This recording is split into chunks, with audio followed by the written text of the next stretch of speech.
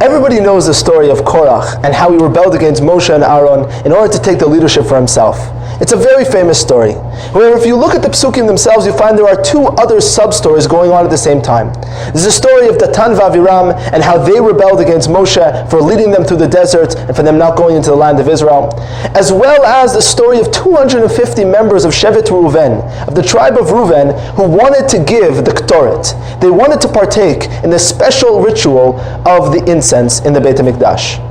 Now, these 250 men, it's hard to see how their rebellion is connected to the rebellion of Korach, as well as the other rebellion of Datan and Aviram.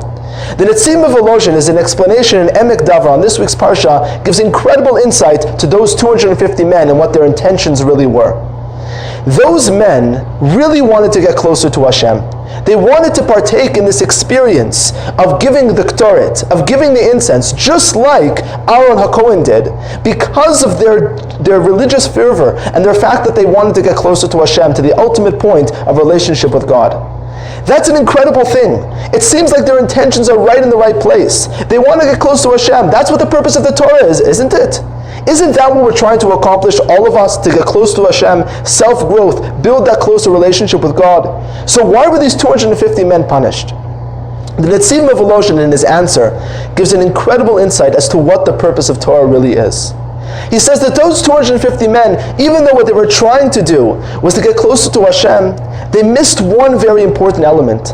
And that is, the Torah is not supposed to be something that divides us into individuals that go on our own separate paths in order to get closer to God, but rather to create a society under one Torah, under one structure that binds us together to become a nation that represents God in this world.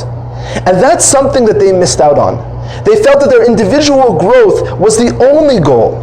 But rather, the Torah is telling us that the structure and building a society is also part and also really the purpose of being the chosen nation.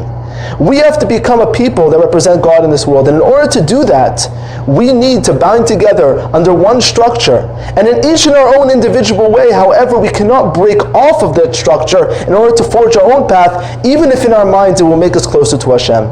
And really, individual growth actually reaches its height not when we forge our own path and try to reach on our own perspective where we can be closer to Hashem, but rather being part of this grander picture, being part of a beautiful tapestry of the nation of Israel as representatives of God in the world.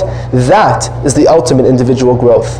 That is what the 250 men missed out on by saying that own personal growth is the only part of Torah, when in reality, Torah is the creation of a nation that represents God in the world, and in order to do that, we need a structure where everyone binds together under one system, and that is the system of the Torah.